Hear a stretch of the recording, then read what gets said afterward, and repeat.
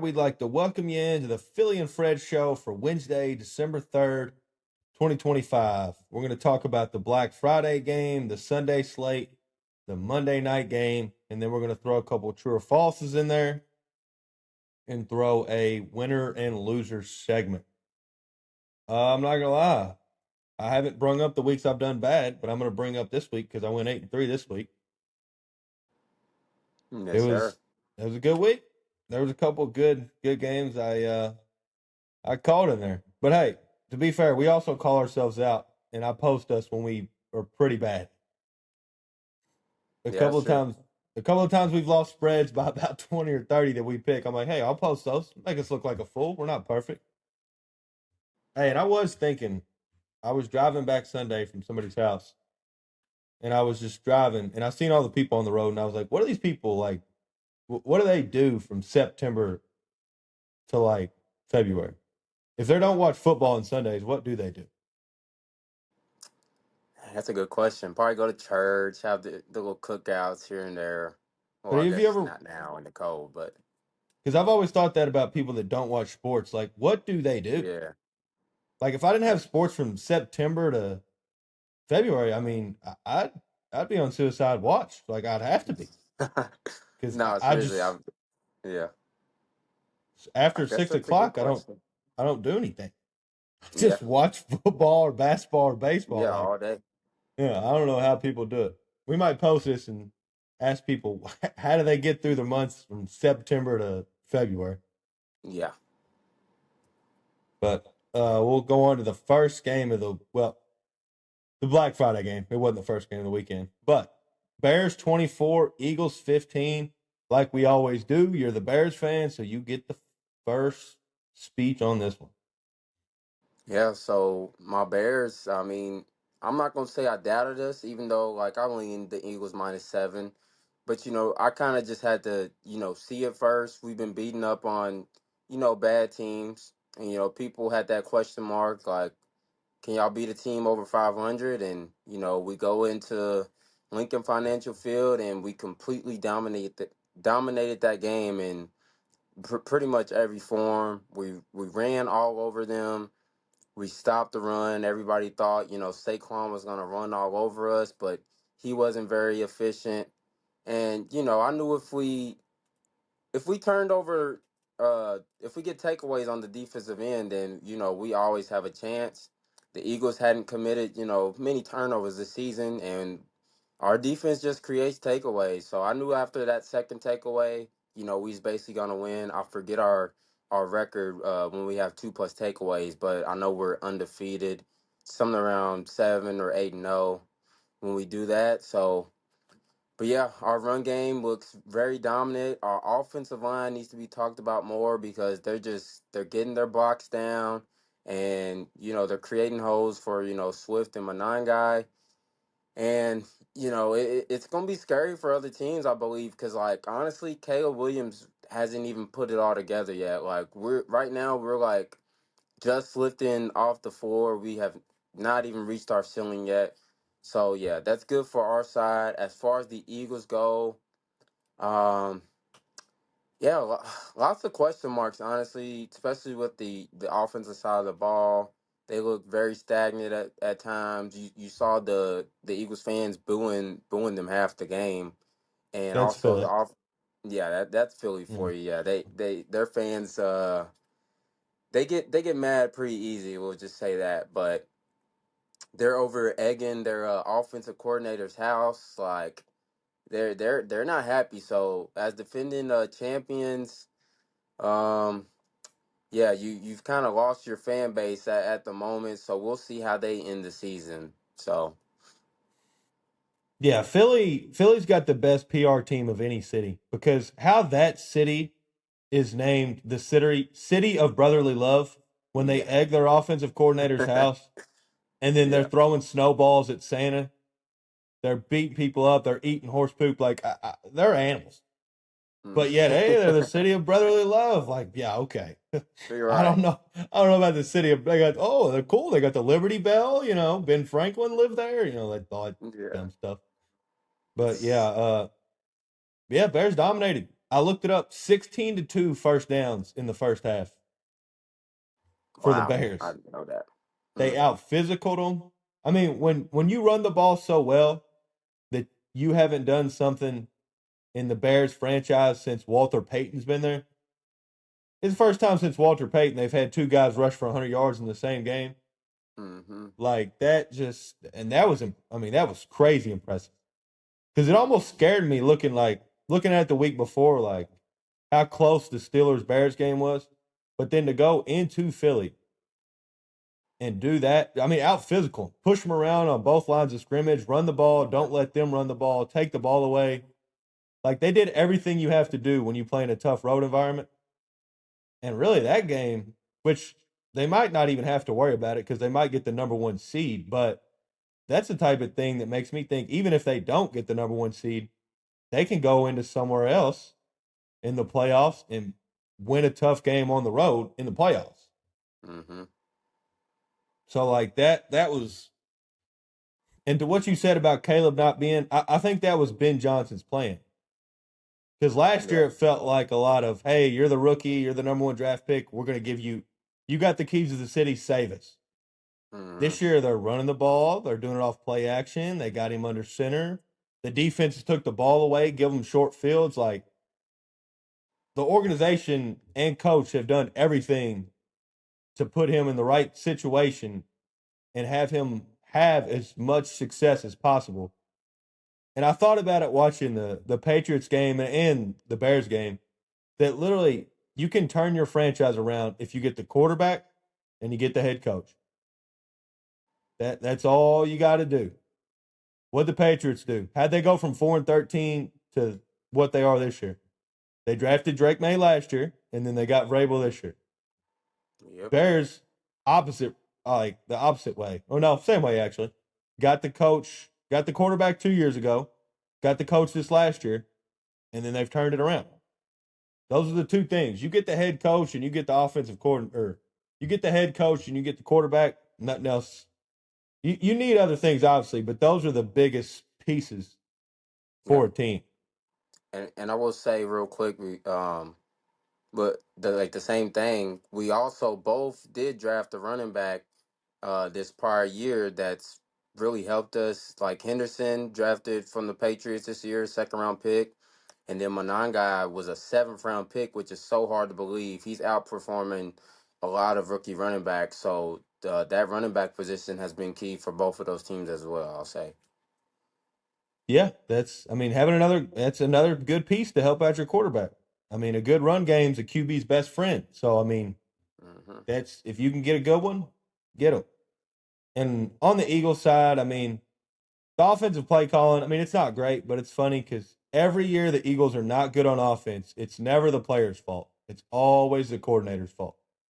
Yeah. Like, and that's funny to me because, yeah, you can say they have vanilla play calling, but does run blocking have anything to do with the offensive coordinator? That you can't run the ball and that you're getting out Not at all. physical? Hmm. Not at all. And I take back what I said. I said earlier this year, Jalen Carter. I think he's got some AD in him. Aaron Donald. I mean, they got Jalen Carter got pushed around. Jalen Carter, Jordan Davis, they all got pushed around. And also, you think AJ Brown says anything this week now that he got a hundo, even though they got killed?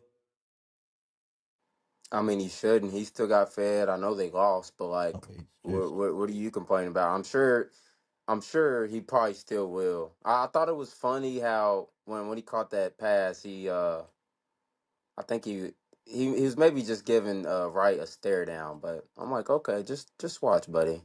We're still about to win this game, but yeah. yeah, and you did. Hmm. Embarrassed his team in his own place. Oh, and also the Bears had 231 yards between the tackles. By the way, Yeah, insane. that's an unbelievable stat. I mean, that's just pure domination. That's just Yeah. out. Like I said, out. Like we said earlier, out physical. Hmm. Next game. Well, we'll move on to the Sunday slate. 49ers 26, Browns 8. I mean, the 49ers just keep winning 9-4 with these injuries. I mean, their defense is decimated. They've had injuries on. I mean, Purdy's been there half the year. Warner's been out. Bosa's been out.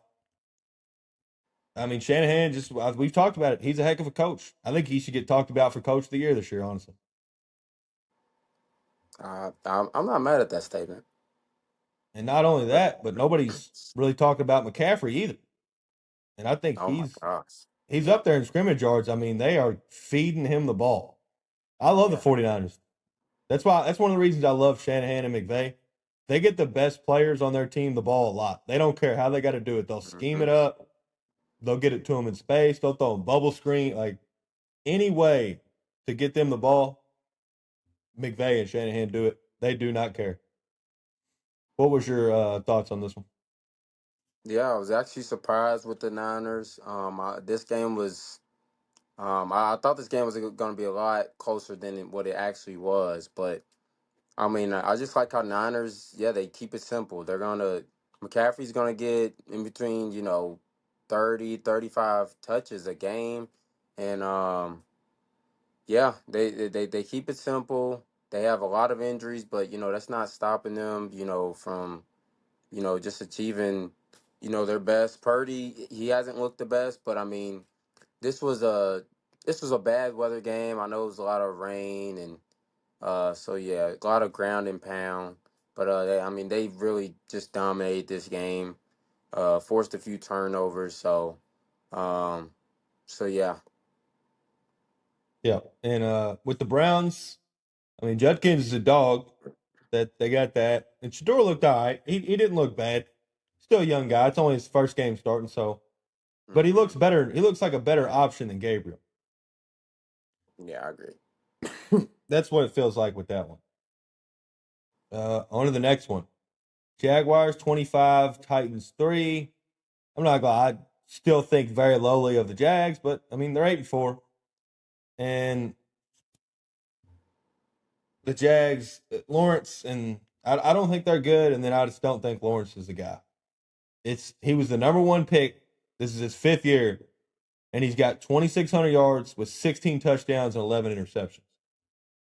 Like that, just you for a number one pick for what he was supposed to be.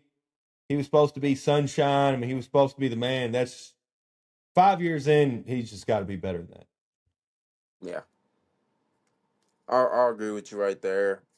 No, I mean, not much to say on the Titans side. I still don't know why they can't even move the ball down the field. Like this is a terrible offense. They've kind of set Ward up for failure right now in his first year. And as far as the Jags go, not I mean they have won I believe three straight, so they're turning it on at the kind of the right time. But yeah, still not huge on them. I want to see ETN. Like it feels like he started off the year like really good, and now like every game he's only getting like 3 yards per carry. Like he's getting a lot of attempts, but like not really efficient. So I kind of want to see the ball out of Lawrence's hands a little bit more, and ETN kind of get in between the blocks and be more efficient running the ball.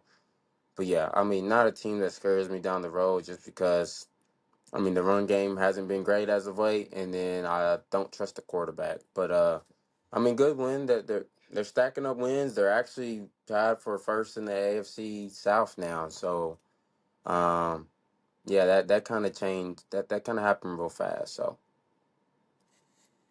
Yeah, I've watched them, and I just can't. I don't think they're good, but I mean, you are what your record says, and that's 8-4, so that's a pretty good team at the worst. But on to the next one. Texans 20, Colts 16. I mean, that defense for the Texans is unbelievable. I mean, they get after the quarterback. They got dudes in the secondary. They got Derek Stingley.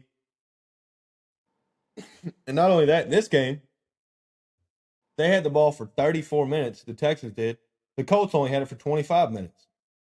So, like, if you can keep your offense on the field that long, and that other offense only has 25 minutes to do something, like they can't put up enough points to beat you if you just play okay on offense.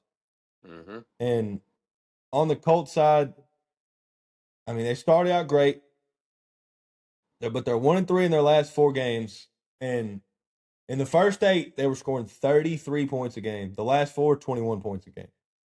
So they've turned it over a little bit more. They've turned it over a little bit more. I'm trying to turn it over more. They ain't been able to run the ball. Jonathan Taylor ain't been as good. And now you got the Daniel Jones injury. So and not only that, but they might miss the playoffs. I looked at their schedule. They got the Jags twice. They got the 49ers, Seahawks, and Texans. That's who they end the year with. So they might not win another Right. game. Yeah. Yeah.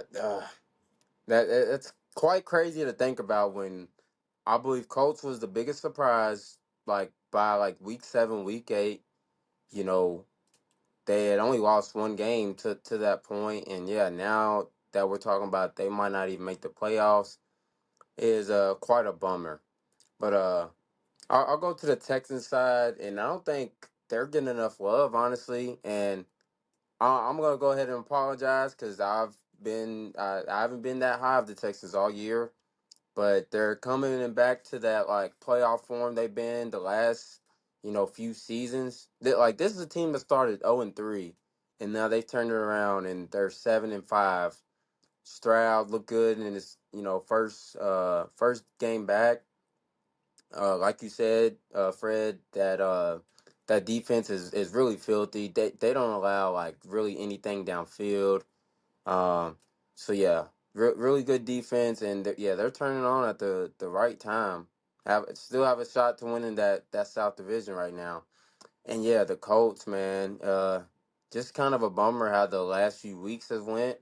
Y'all are kind of portraying yourselves as pretenders now. I think it does. Something has to be said about Daniel Jones not being fully healthy.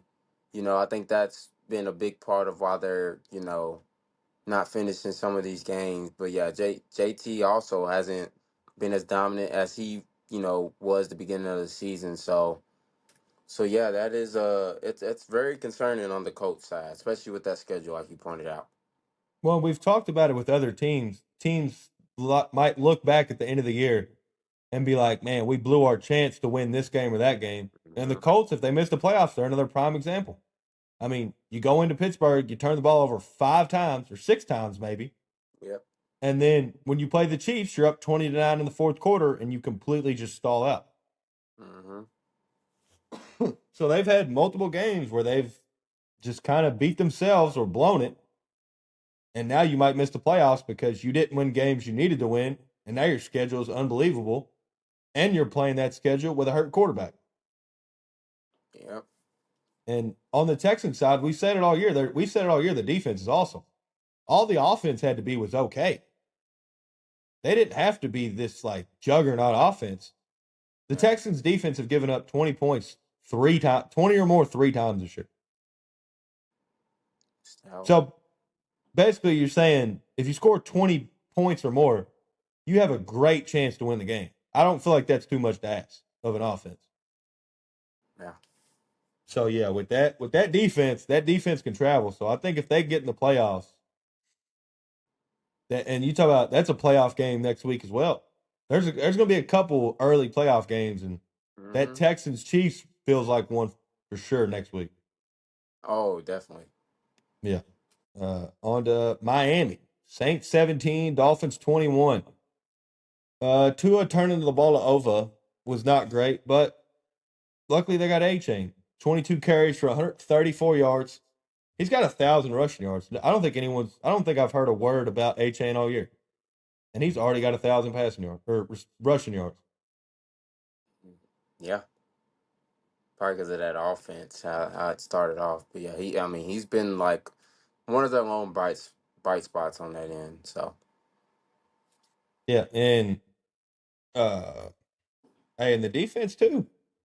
Everybody was crapping on the defense. Defense is only giving up mhm. 16 points a game over the last 4. So defense has turned. I mean, the last thing's Tua. Oh yeah, Like he's it because he's averaging 190 yards a game with 17 touchdowns and 14 picks. Like that's not good enough. Once again, keep something stuck in my Hush. throat. But that's just not good enough. Like for a guy Yeah. you're paying $50 million to, that can't happen. He can't have those stats. It's the same thing with the Lawrence. Like you can't be getting paid 50 plus million, and that's Mm-hmm. what your stats look like. You just got to be better. But I think that's where teams fall into a trap that they draft a quarterback that's okay or good, and they pay him elite quarterback money. But now he's not elite. He's not Mahomes. He's not Burrow. He's not Allen. So you need weapons around him. You need a great running game. You need offensive, like you need everything for him to be good. Those elite guys, you don't need. I mean, we've seen it with all those elite guys. You don't need to give them much, and they can take you to an AFC Championship game, take you to a Super Bowl.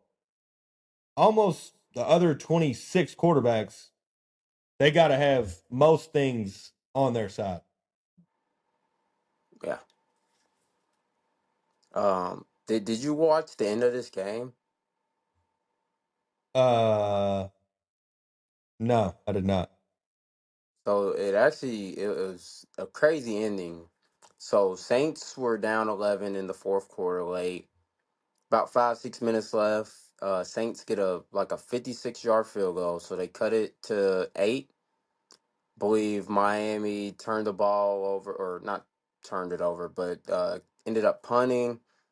So it's kind of 2 minute drill. Saints go all the way down, get the touchdown on the 2 point conversion. Shuck throws they're down two, so they need a 2 point to tie. Shuck throws a basically a pick six. Well, obviously it only counts for two though on a 2 point conversion. So then Dolphins go up four, it's 21-17. Saints, obviously it's like a minute left, so they got an onside kick.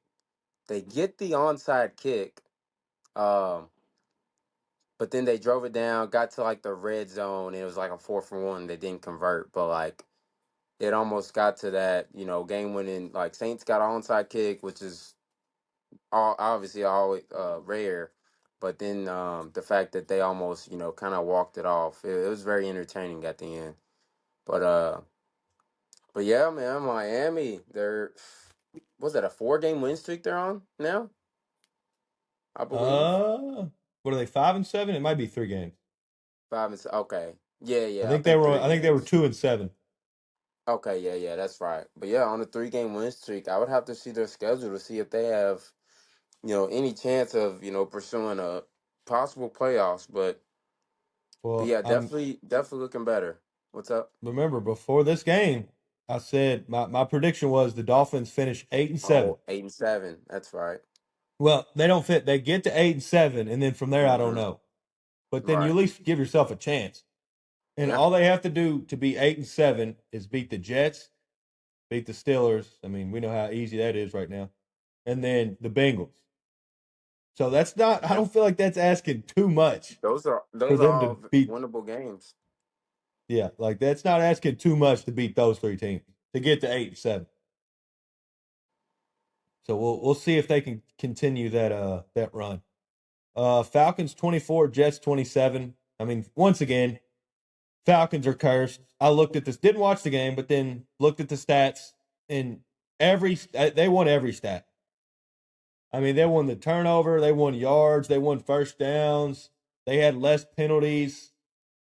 I mean, they did everything they could, Yeah. but then they lose it somehow. And that Raheem Morris has got to be done, right? Like he can't coach next year, right? Yeah, I agree. I agree. But you can't run it back. It doesn't feel like you can because you've gotten further away from where you want to. Yeah. And that's never a good thing for a coach. Like his first year, they were what 9-8 last year, I think 8-9 maybe. Something like that. And then Penix played good at the end of the year. So you're like, okay, we got the coach, we got the guy, the defense is playing good. Now let's get in the draft. They drafted some young, good defensive players, but now the team can't win games. They find every way possible to lose them. And then you had Bijan have 190 all-purpose yards with a touchdown, and you still Mm-hmm. lose to the Jets. Hey, and by the way, Jets, shout out Jets, 3-2 in their last 5 games. So Aaron Glenn might be a good coach because He easily could have lost the locker room after they started the way they did, but they're still playing hard for them. They've won 3 out of their last 5. Yeah, I mean, yeah, Jets are no longer the worst team in the league, as you know, with the 0-7 start. That's kind of what everybody was thinking. But yeah, you can just see how much of a difference a quarterback makes. Not that, Fields, not that he played terrible, because, I mean, he literally didn't have an interception, but that doesn't mean anything because he also didn't, throw down the field.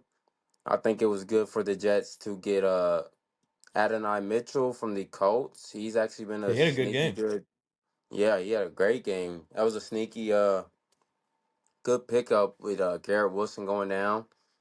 So yeah, they're finding ways to get in the win column, which is good for them. And yeah, as far as the Falcons, I mean, it's really the same stuff every time they lose. They more so beat themselves than like teams beating them. Their record, I think, could literally be flipped the opposite. Instead of 4-8, they could definitely be a 8-4 team. But yeah, it's got to be coaching, man, because like they have the positional players, they have the defense. Penix really with all that, Penix should only have to be like manageable. He doesn't even have to be great, or whether it's him or Cousins in. So yeah, Falcons, man. I don't know. I don't know where you go from here, but that's for them to figure out. Yeah, and you got to get a coach in there soon because you're still young. Yeah, I mean, got you're to. not even paying any of these guys really. Right. So you get the right head coach in there over these next couple years. You can do the thing where you're cheap and you can keep the team for a couple years. And then Mm-hmm. obviously in a couple years, you're going to have to pay certain people or you're going to have to get rid of people. But at least you're going to have a couple years of being cheap and keeping all your studs. All right, on to the next one. Fred's going to give himself a round of applause and a pat on the back for this one. Rams 28, Panthers 31. I'm going to give myself a round of applause. We both picked the Panthers to cover the spread, but then Fred had a ballsy statement, and he said he might regret it, but I didn't regret it.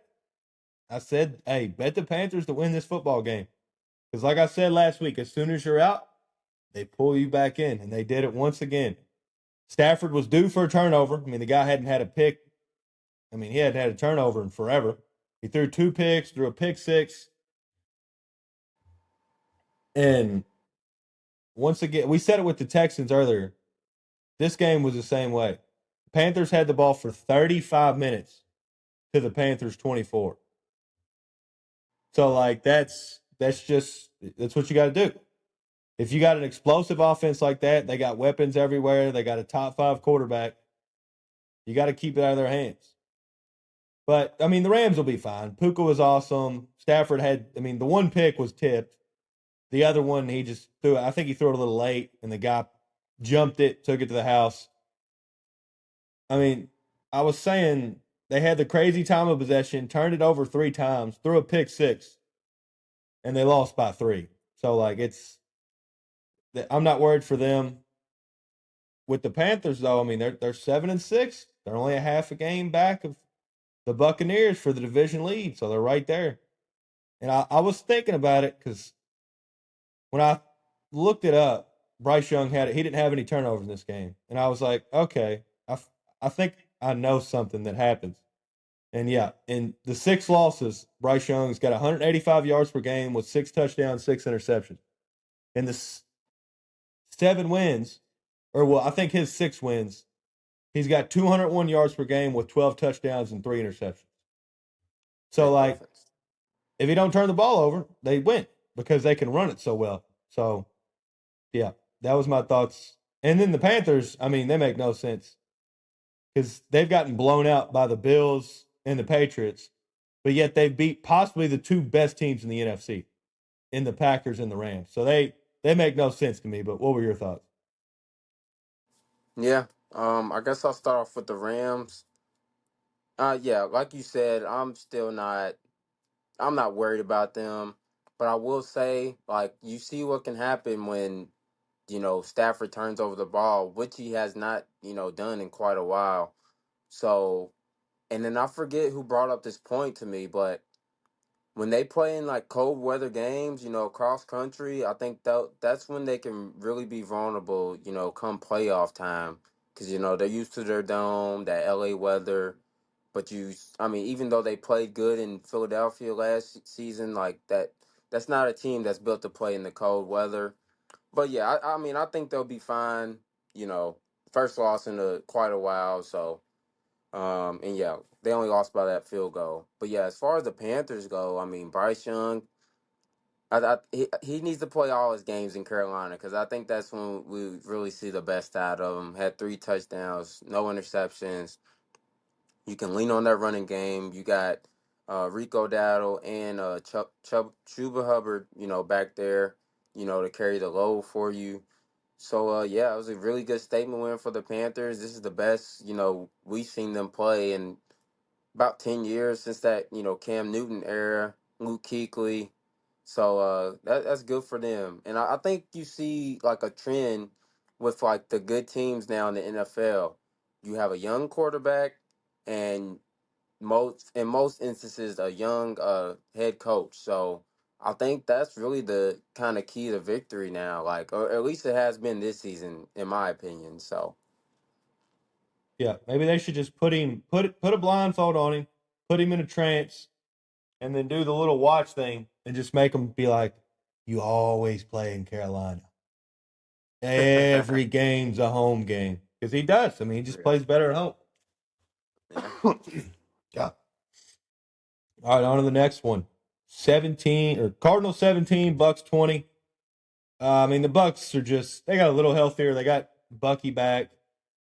They got Godwin back. They're just not Cardinals stink and the Bucks just they're getting healthier, but they're still not healthy. But this division is going to be won in the last 3 weeks. The Bucks and Panthers play 2 times. 2 of their last 3 games for both of them are the last 3 weeks. So that's all I got to say on that one. yeah. I mean, not much from this side either. We still don't see a completely healthy Buck, so don't really know how that's gonna look. This was a very key win for them though, because you could be on they could have been on the outside looking in as we're talking about this right now, but that was a good way to get back in the win column after the last few weeks we've seen them lose like 3 of their last 4 or something like that. Um so yeah, we really can't gauge the Bucks right now until they get healthy, and yeah, not much to say on the Cardinals side. They seems like they just keep having a lot of close losses. It'll be close and then a blowout, close game, blowout, but just not having enough to get the win. So yeah. Yeah, and they're in a situation that the Dolphins are in where the guys you can't have a guy the same guy can't be your quarterback next year when it comes to Kyler Murray, but you're also paying him more money no one's going to take on that contract, but you're not going to start him either. So you're going to have a Kirk Cousins situation where you got a $50 million backup, Hmm. or you're just going to have to cut the guy like they did Russell Wilson with the Broncos. Like you're going to have to eat money regardless of what you do, but you know you're going to have to eat money. On to Seattle. Vikings 0, Seahawks 26. It's pretty simple. Seahawks are good. Vikings aren't. Their last 6 games, the Vikings are averaging 13 points per game. So they're just, the offense ain't there. Defense has regressed turning the ball over. It's not been a bad defense, but just taking the ball away. I think they're last in turnover differential this year. So like just a complete swap there. And with the Seahawks side, the Seahawks are loaded. Good thing for Seattle. We talked about their turnovers before the Rams game, which they had 2 turnovers today, in the game Sunday. But Darnold in his first 10 games had 10 picks. His last 2 since the Rams games, he's had 0 interceptions. So maybe they'll start to take care of the ball a little better. Because I think they're better. I think they're the best team in the NFC talent wise. But they turn the ball over a lot. And can you trust their quarterback in the playoffs? That's kind of the thing. What do you think of it? Yeah, I'll just start off and say, like, as being a Chicago Bears fan in the same division as the Vikings, I feel like this is the worst that the Vikings have been in quite a while, and it's really quite surprising. Obviously they won 14 games last year. Those were with Darnold, but I don't think any of us was expecting, JJ McCarthy to be this bad. Obviously drafted, I believe, in top 10 of last year's draft, and he just hasn't been there. And then you bring in Brosmer, and he wasn't. He he was pretty actually worse. I mean, he turned the ball over 4 times, and the one was just like a. It reminded me of like a Jordan Love. Did you see when he's going down, falling like for the sack, and then he just throws it up? Yeah. Yeah, it was just like you can't do that. You just take the sack or even throw it out of bounds. You'll be better off. But yeah, Vikings probably without a doubt the most disappointing team in the NFL this season. Seahawks didn't have to do much, offensively. To be honest, I mean, you got a pick six and a lot of other turnovers that just set you up in good field position. So yeah, Seahawks, very scary team. I mean, I believe they're tied right now with the Rams. The Rams hold the tiebreaker, obviously, but they do face again. Um, to see, who become first in that, division. Niners are actually a game behind them as well. So but I don't think No, is anybody that wants the to go best to division of Seattle and play a football? playoff game. Uh I mean, how yeah. much I better mean is that division than the second best? You got 9-4, uh 9-3, 9-3. I'll say I think the NFC North, I think we're behind them, but like you've seen a lot of flaws between, well, the Bears a little bit, but the Packers are obviously they The look better Lions. the last few weeks. But yeah, the Yeah. Lions do not. You've seen a lot of falls with the Lions, so I'll say there's a little bit sizable gap now. But I about 5 weeks ago I thought we was the best division. But yeah, it's obviously the NFC West. Yeah. Heck of division. On to LA. Raiders 14, Chargers 31. Another one where just one team's good, one team's not. But the Chargers, I think their injuries are too much to overcome. But if they're good enough to get in the playoffs from these last 5 games, they can win a playoff game because their last 5 are the Eagles. We talked about it with the Colts, and this is the Chargers. It's the Eagles, Chiefs, Cowboys, Texans, and Broncos. So like that's if they're good enough and those injuries don't matter that much, then they're going to make the playoffs. But that's a tough way to end the year. And on Oh the yeah. Raiders side, I seen this stat. I don't know if it's true. It said Genty has more yards after contact than he does total yards. I don't know if that's true, but it'd be pretty funny if it was. And another thing, Pete Pete Carroll should. I hope he just retires. I hope he learns how to fish. He goes to restaurants and get the early bird special. Like because I like Pete Carroll. I think he's a heck of a coach, but that situation in Las Vegas ain't getting changed anytime soon. So I think it might be time for him to just finish his coaching career. What are your thoughts? Yeah, I mean it's the same stuff with the Raiders. Literally, as we've said the whole entire year, like Geno Smith, he looks awful. Genty hasn't ran the ball good. Granted, I mean it's been a terrible offensive line as well, and it's just like at what point do you bench? Geno. He's not giving you much of anything offensively. Like why not bench him? There's got to be a better option than that.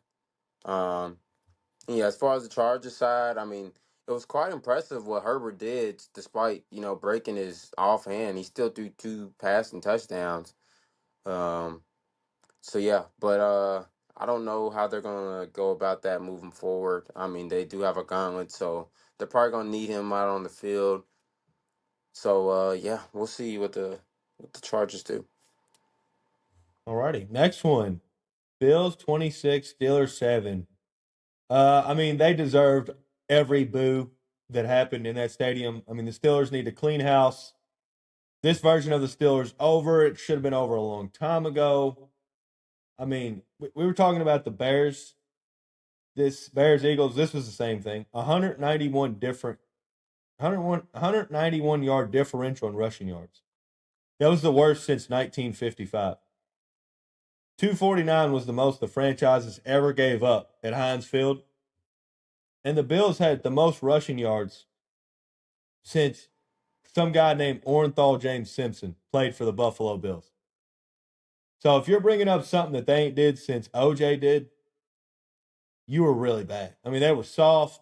That was disrespectful to Palamahu, James Harrison, Ike Taylor, Foot, Farrier. It was just, yeah. And then offensively, can't run the ball.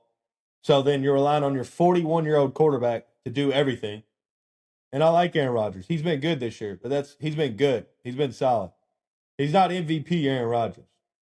MVP Aaron Rodgers could maybe elevate this team to become a good team. At this age, with how bad this team is, he can't. He can't do enough. And we've been up against the Seahawks, Packers, and Bills at halftime. The second halves of those Bears. games were 24. Well, but these were really bad second halves. Yeah, I'm Against sorry. the Seahawks, you're good. And against the Seahawks, we got outscored 24-3 in the second half.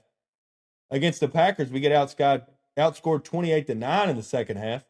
And then against the Bills, we got outscored 23-0 in the second half. So that's just, I'm sick of seeing the same thing. We haven't found a quarterback. We got the highest paid defense, but yet, we're getting killed on defense. Only team that's gave up more 30-yard or 30 points per 30-point games is the Bengals, and we can't stop the run. We're soft. Yeah, I'm over it. What were your thoughts on it? Yeah, I mean, I was honestly surprised, especially how this game started. That it seemed like the Steelers just got kind of like out physical in this game. I've never seen a team, I don't think, run over the Steelers like this. James Cook absolutely had a field day. I mean, when you have your starting running back have 32 carries, that means like you don't even respect the other team at that point. So that was surprising, especially with the way y'all started off the game. Y'all took a 7-point lead, and it seems like y'all couldn't get any offense, going after that. Rodgers, I mean, he's obviously probably not 100%, but he just seems like he's off. He's not playing to the caliber he was at the beginning of the season. And then yeah, I think it's I know all the Steelers fans are asking for Tomlin to go. I don't think his old school style of coaching. I don't know if that's gonna work. Nowadays. So as far as the Bill side goes, I mean, if they can get that run game going and consistent, then they can be really good. But if you stop that run and like I know Josh Allen has quite of an arm, but I don't think they have the pieces on that outside. So I still think, the Bills can be vulnerable as well. So yeah, those are my thoughts. No, that's the more hilarious thing about it is you literally can just stuff the box and try to stop the run because they don't have a single guy that like scares you on the outside. And Hmm. not only that, but TJ Watt said they ran the same play over and over and over Hmm. and over again. They just kept running the same play, and that's how soft we are. Is we knew what were coming.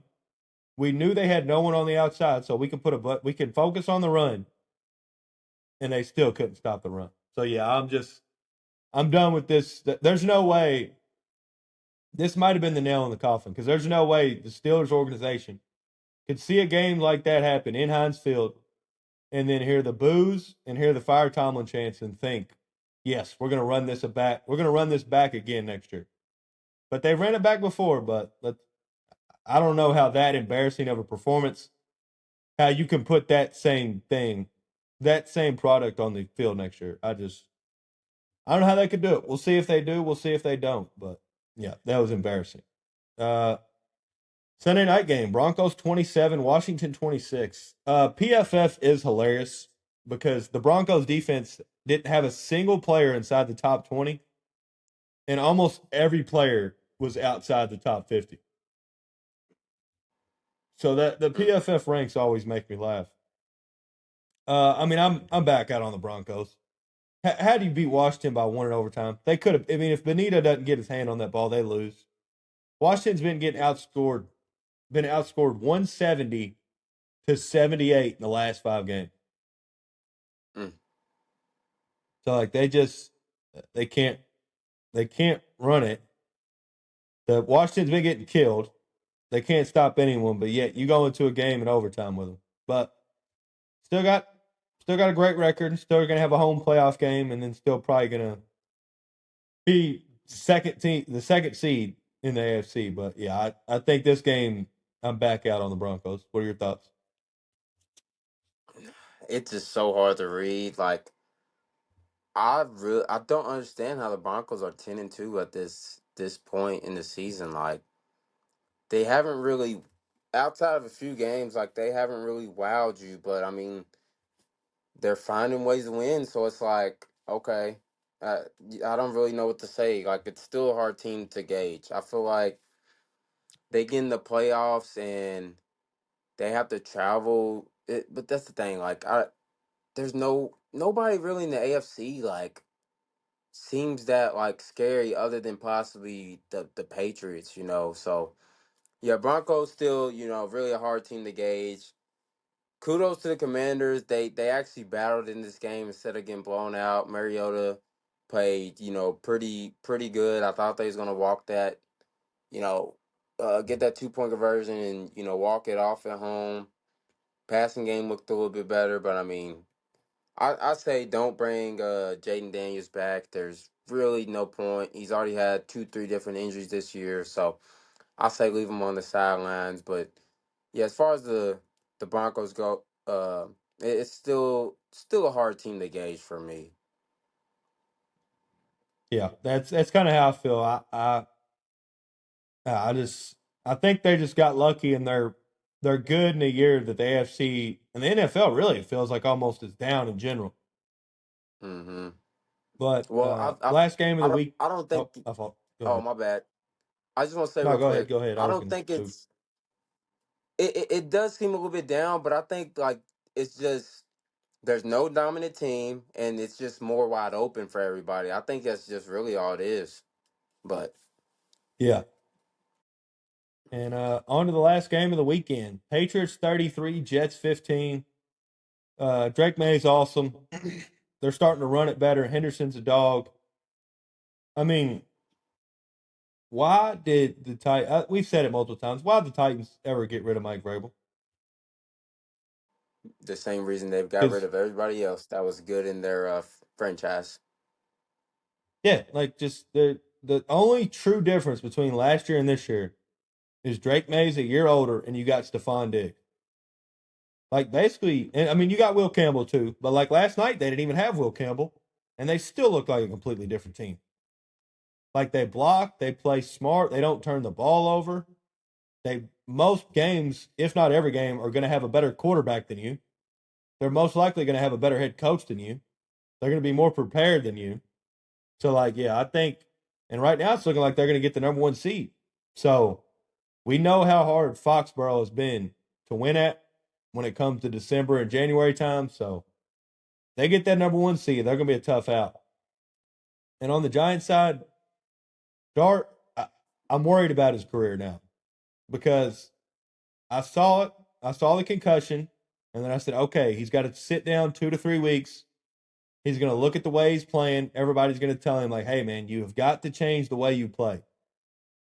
You are the quarterback. You are not a football player. You're a quarterback. And then the first game out there, he gets crushed. I mean, 3, 4 times, and he's got to pick himself up off the ground. And then after the game, he goes, well, that's just the way I play football. I'm not going to. And it was Yeah. like,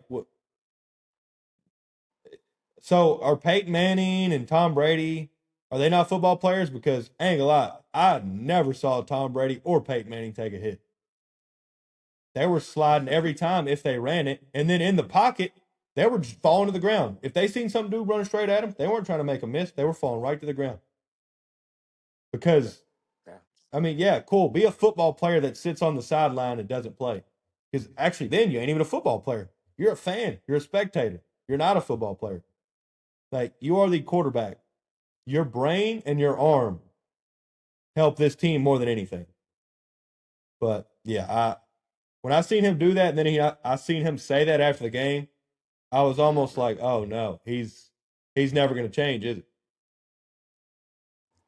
What are your thoughts? Yeah, don't seem like it, but yeah. I mean, Patriots, not much to say about them. They look magnificent on a 10-game win streak now. After, I mean, people forget they started off, 1-2. They looked a little bit shaky the first few weeks, but now they've Lost to the really found their Raiders. rhythm.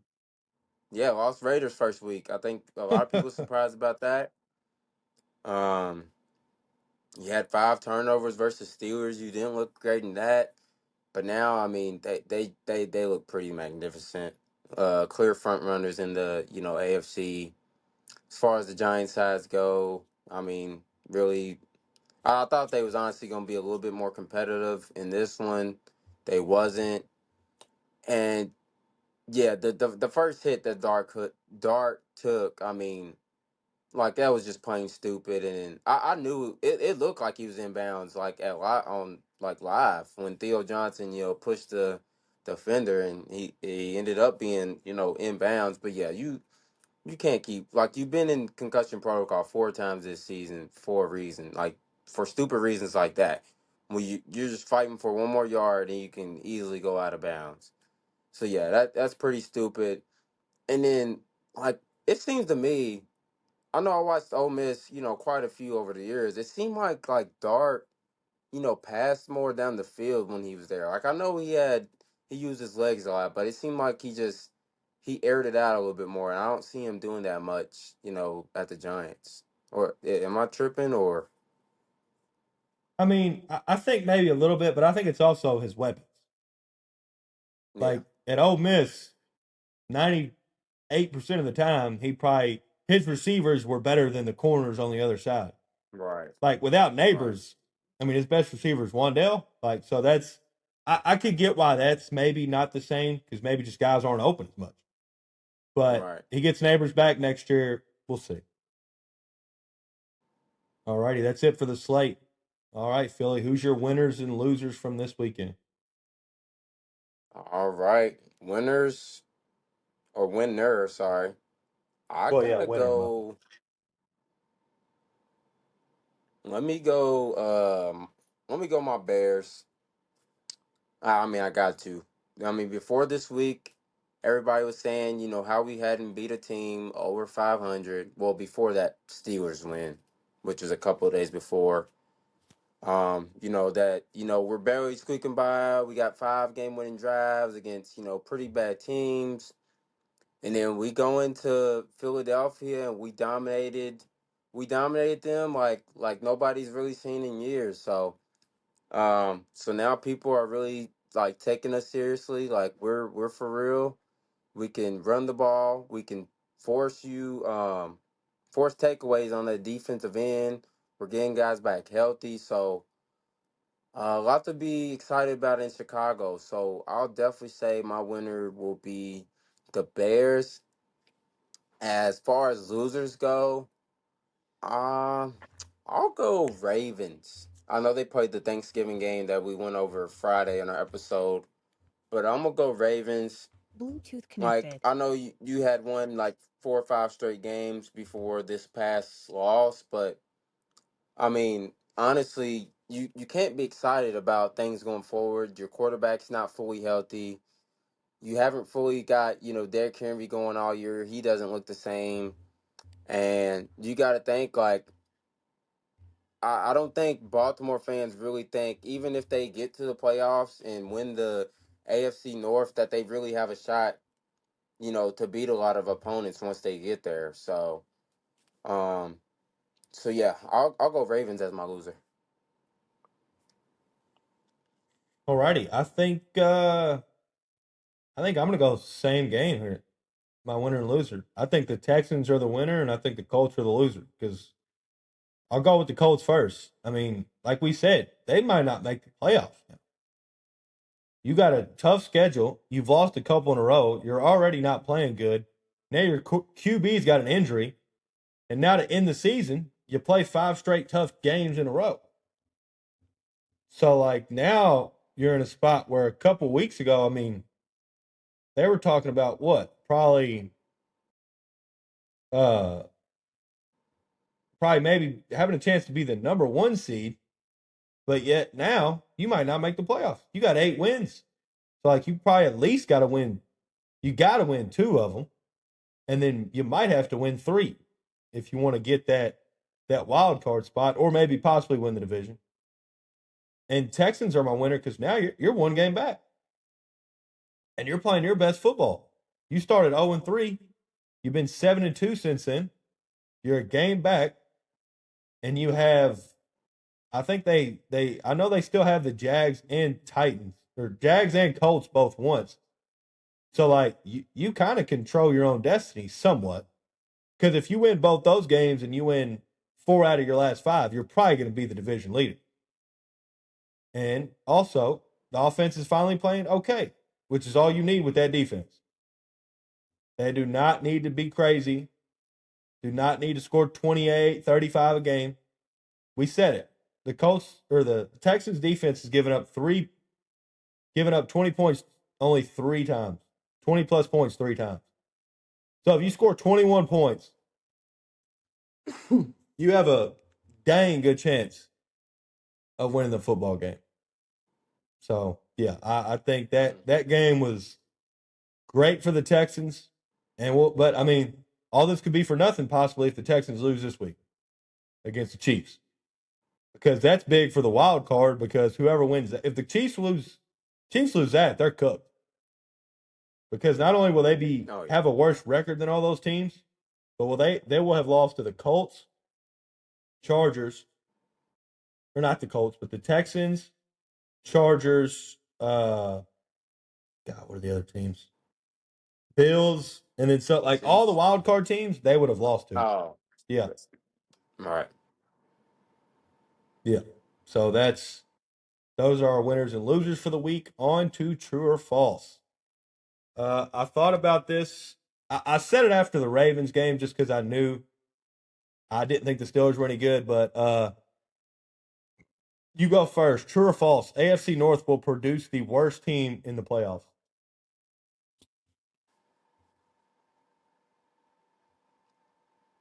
Um, I will say I was literally thinking about this during our show. I'm like, AFC North might be the worst division right now, and I'm gonna go true on that because like I don't think anybody's gonna be scared of the Steelers nor Ravens if they get in.